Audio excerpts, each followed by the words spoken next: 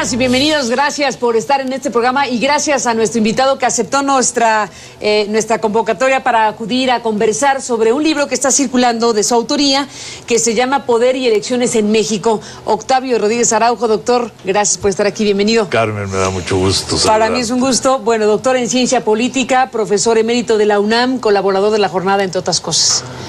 Y autor de este libro, de Orfila, que es Poder y Elecciones en México. Yo creo que es el primer libro que está circulando en nuestro país que revisa precisamente la experiencia electoral 2012, entre otras cosas. Y bueno, pues con la colaboración de Gibran Ramírez Reyes está Poder y Elecciones en México. Octavio, ¿de qué va? ¿Cuáles son los ejes de esta aportación? Bueno, mira, viniendo de un experto en el sistema de partidos políticos, sí, desde hace 1970 o 69. Cuando no había tal sistema de partidos políticos. No había. Ahora eres experto de lo que todavía ni hacía. Sí, no, sí, antes era el PRI. Y bueno, existían el PAN y el PPS y otros, pero no figuraban en la estadística, ¿no? Entonces ahora sí ya es más interesante porque tenemos partidos competitivos, pues que pelean por el poder y por eso ahora, antes hacía trampas el PRI a sí mismo para garantizar que tuviera cerca de 90% de votos. Ahora se hacen trampas todos para garantizar que no ganen los demás, ¿no? Pero el sistema electoral mexicano sigue siendo todavía dudoso. Este libro empecé a hacerlo desde el año pasado, en 2011, justamente para terminarlo con los datos electorales una vez que el tribunal los hubiera dado por oficiales. Entonces, quería yo adelantarme un poco a las cosas. Lo hice en 2006 también con otro libro que se llamó México en Vilo, que fue muy exitoso. La primera edición se agotó en menos de un mes. Yo creo que va más lento porque la elección de este año no tuvo el mismo impacto que la elección de 2006. Pero yo quise hacerlo igual que aquella vez, pero ahora me detengo más en otras cosas. Lo que fui observando conforme trabajábamos en esta investigación es que el poder estaba metiendo demasiado las manos en el proceso electoral. ¿Cuál poder? El poder, lo que se llaman los poderes fácticos, o sea, los sectores más fuertes en la economía, en los medios, etcétera. Fueron, y eso se percibe, por ejemplo, con las encuestas, ¿no? Las encuestas, como tú sabes, también sirven para orientar al electorado. El gran tema con que es uno de los grandes temas de la elección 2012 es si lo sucedido con las encuestas, que desde luego está a la luz pública, porque una cosa es lo que decían y otra lo que sucedió, es si fue una mala aplicación de la metodología de las encuestas o hubo actos deliberados, que ese es el gran tema. Son los actos deliberados, digo, no hay inocencia en esto, no puede haberla. El que paga manda. Y se pueden hacer, es igual que la estadística. Si tú quieres mentir con credibilidad, usa estadística, ¿no? O sea, con la estadística puedo decir cualquier cosa en favor y en contra, ¿sí? Con la misma estadística. Entonces, eso por un lado. Por otro lado, había una suerte de intervención del poder desde lo que pudiéramos llamar la formación del candidato del PRI. O sea, el PRI, yo lo sostengo y a mis amigos de izquierda les molesta un poco lo que voy a decir ahora, pero el PRI sí supo aprovechar el descrédito del presidente Calderón. O sea, se armó y se preparó para ganar las elecciones. Y aprovechó también el descrédito que muy a pulso se ganó el PRD, ¿sí? Con sus elecciones internas y estas cosas pues que no se esperaba de ellos, ¿sí? Entonces, el PRI sí, en cambio, fue ganando gubernaturas, fue ganando elecciones locales, y en 2009 dio la gran sorpresa, arrasó Y en 2010 siguió ganando elecciones locales y en 2011 volvió a ganar elecciones locales y le quitó al PAN y le quitó al PRD gubernaturas y en 2012 gana. Todo esto fue preparado muy bien, o sea, fue una elección muy anunciada de lo que iba a ocurrir. Y el candidato era desde por lo menos 2007 o 2008, yo diría, ya era Peña Nieto. O sea, estaban perfilando un candidato que tuviera pegue en términos mediáticos, ¿sí? Y que tenía recursos para moverse e influir en otras elecciones, en elecciones estatales, la Fuerza Mexiquense, etcétera. Entonces, y además el grupo que se ha dado por llamar Grupo Atlacomulco, que no es un grupo exactamente, ni nada semejante, pero son muy poderosos. Es gente que antes unos no estaban, al contrario, estaban en contra de los de Atlacomulco, pero ahora están todos. Es el Grupo del Estado de México, digámoslo así, donde, por cierto, hay una burguesía muy poderosa. Sí, o sea, que compite con la de Monterrey y con la de Puebla, obviamente, y incluso con la del DF, ¿no? Es un grupo muy fuerte, de poder económico y político, muy influyente. Entonces ellos prepararon a este candidato.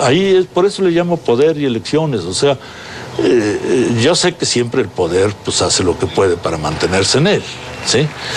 Pero en esta ocasión fue muy obvio, es lo que quiero decir, o sea, lo ves, lo percibes a lo largo de los años en cuestiones políticas y electorales, concretamente. O sea, hay un esfuerzo por ganar y lo logran. El año 2000 fue un punto de quiebre histórico en México con una alternancia pacífica. Se cambió, si no de régimen estrictamente como se esperaba, por lo menos sí hubo una alternancia en el ejercicio del poder presidencial. El regreso del PRI es todo un fenómeno a analizarse. Sí, pero... Y tú dices, hay que analizarlo en el cómo regresó al PRI, a los PRI. Exacto, es que mira, ese mismo poder apoyó al PAN por el descrédito del PRI. Sí, el PRI ya estaba muy mal, el PRI, ya con Salinas y con Zedillo el PRI cambió y se volvió otra cosa, pues. Apoyó al PAN, pero los gobiernos de Fox y de Calderón no les dieron los resultados que ellos esperaban, ¿sí? Entonces es una alternancia entre dos partidos que representan lo mismo y que además se han emparentado ideológicamente.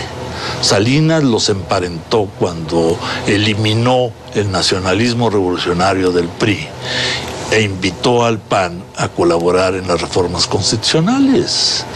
Y para que vieran su buena voluntad, les reconoció por primera vez, aunque tenía muchos años ganando el PAN en Baja California, les reconoció Baja California. El primer gobernador del PAN. Con 89. Ernesto Rufo. Exacto. Entonces, eso es...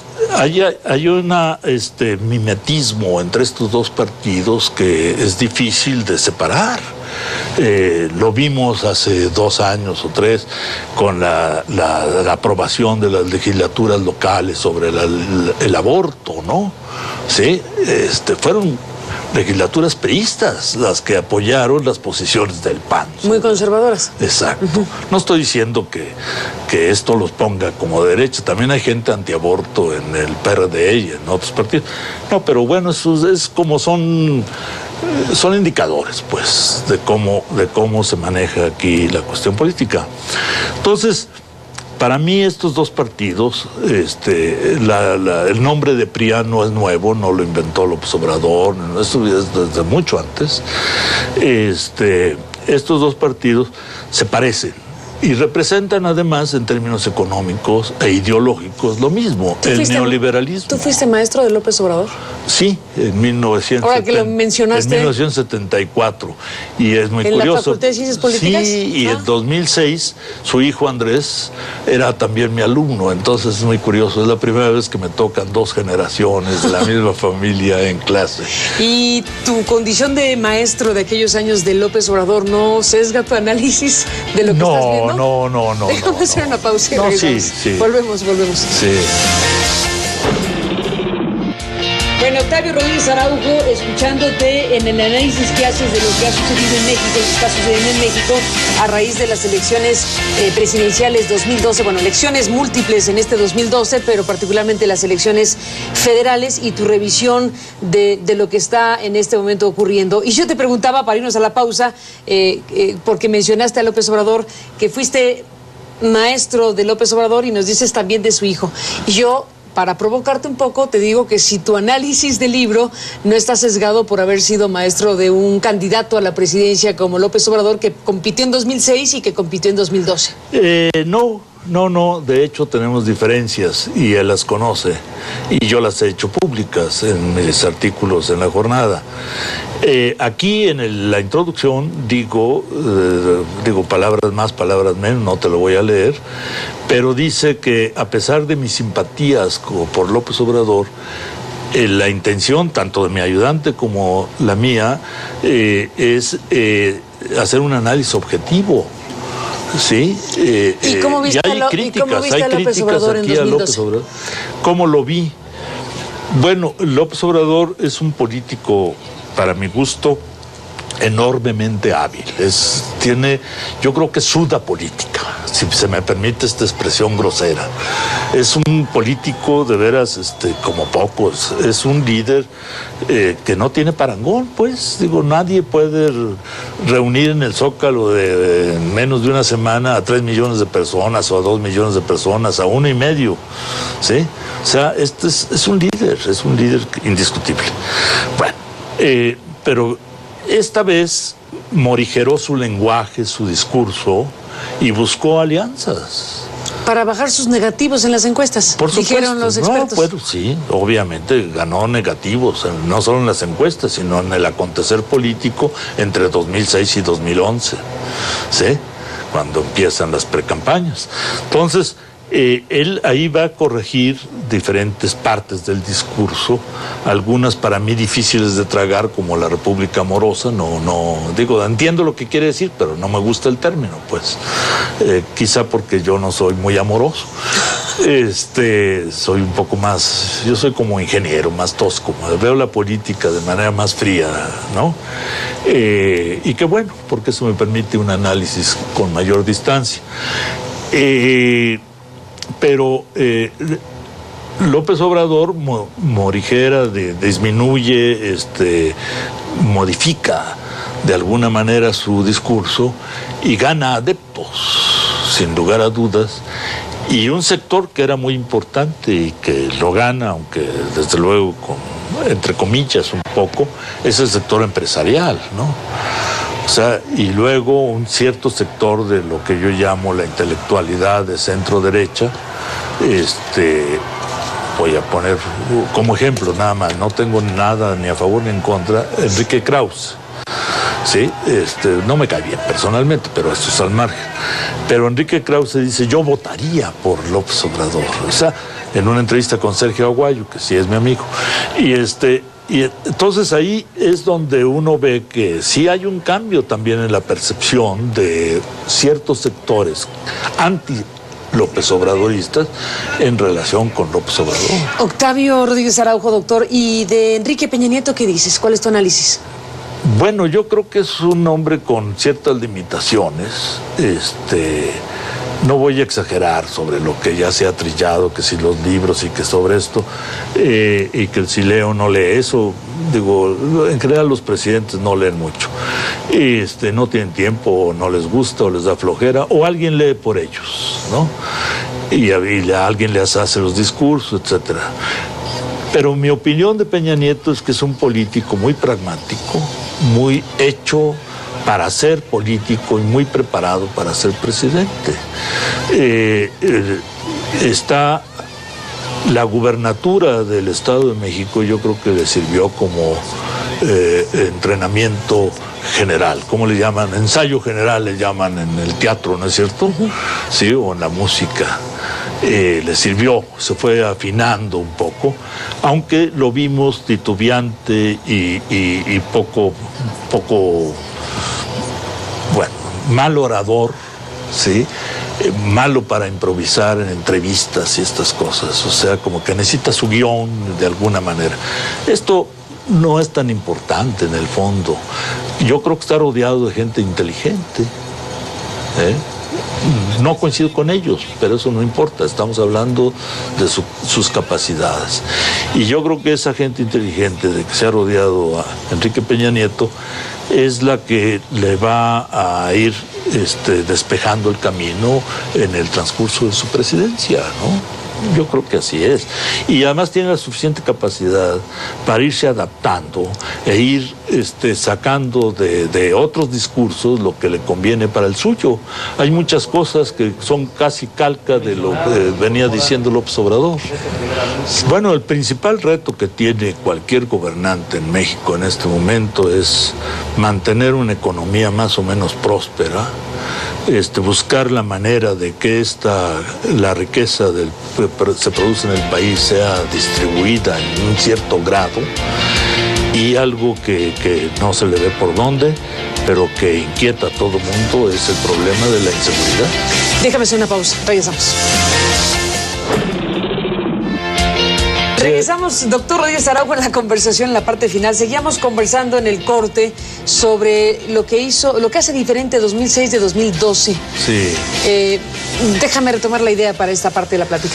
Con mucho gusto, Carmen. Mira, en 2006 las cosas fueron muy complicadas y, en opinión mía y de otros, Calderón perdió.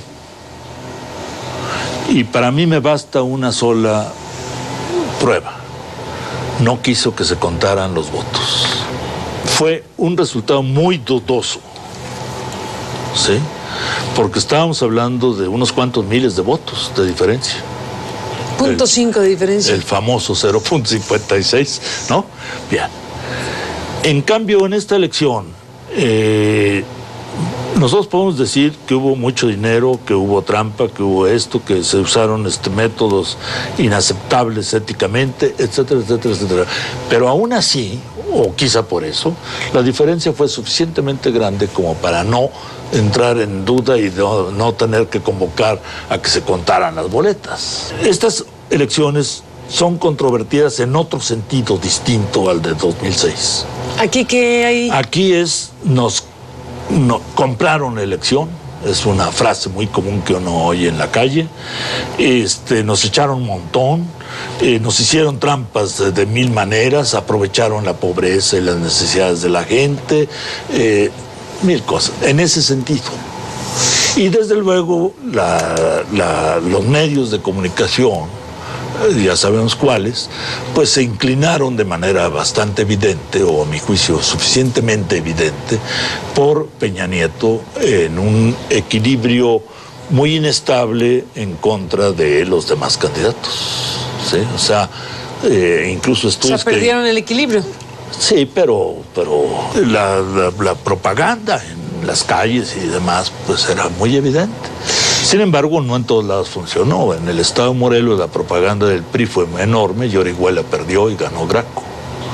Y ganó Graco con más votos, poquitos, pero más votos que López Obrador, de los que obtuvo López Obrador para la presidencia en el estado de Morelos. Es un hecho raro, pero así ocurrió. Déjame preguntarte sobre el regreso del PRI otra vez, o sea, como fenómeno político. Tú que has estudiado durante todos estos ya décadas, digámoslo así, al sistema de partidos, a los partidos primero y luego ya lo que entendemos como sistema de partidos en México, ¿qué PRI regresa a Los Pinos en México? ¿Qué fenómeno político y qué significado político tiene el regreso a la máxima... al máximo espacio de poder político en México de este partido? El PRI cambió fundamentalmente con Salinas, y de ser un partido de viejo estilo, incluso de formas de hacer política, no estoy diciendo que con ética, no estoy metiendo aquí la ética, ni la moral de los priistas, no, pero sabían hacer política de una cierta manera, y con Salinas se cambia ese esquema, y predominan los tecnócratas. Y los tecnócratas Y si no, pregúntales a sus papás. Te van a decir que hay una gran diferencia entre ellos y sus hijos. ¿Sí? Son ¿A los diferentes. papás de los tecnócratas hay que consultar? Sí, te van a decir, no, es que mi hijo piensa de manera distinta y hacen las cosas de otra forma. ¿Sí? ¿Y esos son los que van a tomar el poder? Esos son, ¿O qué PRI va a tomar el poder? Esos son los que eran jóvenes en los años 88 a 94, que siguieron siendo jóvenes. Salinas y Cedillo eran más jóvenes que Peña Nieto, ¿sí? O de la misma edad, un par de años de diferencia, Es un PRI distinto. Cambió, por eso yo me niego a llamarle partido de Estado. Pero entre políticos y tecnócratas, ¿qué PRI regresa a Los Pinos? ¿Qué tanto el PRI político? ¿Qué tanto el PRI tecnócrata? ¿Qué tal esa simbiosis?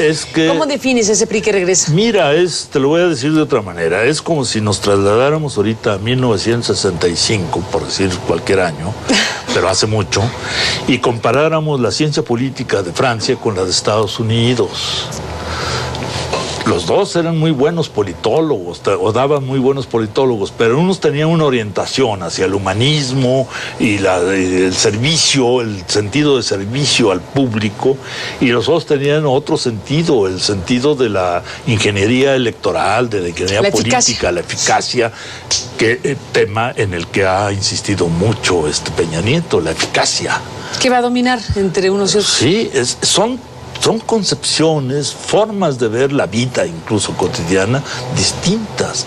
Y este es un nuevo PRI, que no lo inventó Peña Nieto, ni sus Ese es su eslogan, el nuevo PRI. Sí, pero no lo inventaron ellos, viene desde Salinas, quiero insistir en eso. Entonces, tú eres de los que piensan que la figura de Salinas está presente no solo por ese antecedente, sino en una actuación directa. No, es un referente. Es un referente. Yo no estoy diciendo que esté detrás de Peña, que sea su padrino político. A la mera en el libro sí lo digo. Pero aquí, contigo, con Carmen Aristegui, yo no lo estoy diciendo. Yo estoy diciendo que es un referente, es emblemático Salinas. Porque se le puede criticar de muchas cosas, pero no de tonto. ¿Y va a estar presente como referencia? Como referencia, yo creo que sí. Yo creo que él inaugura, es como, vaya, déjame decirlo, Ronald Reagan. Tú no puedes darle un IQ muy alto, porque no lo tuvo nunca. Pero él y Margaret Thatcher cambiaron la política mundial. Pues ahí está, mi querido Octavio Rodríguez Araujo, gracias por esta charla. Gracias, Carmen. Gracias y hasta la próxima. Y gracias a usted que nos permitió acompañarle. Pásala bien. Hasta mañana.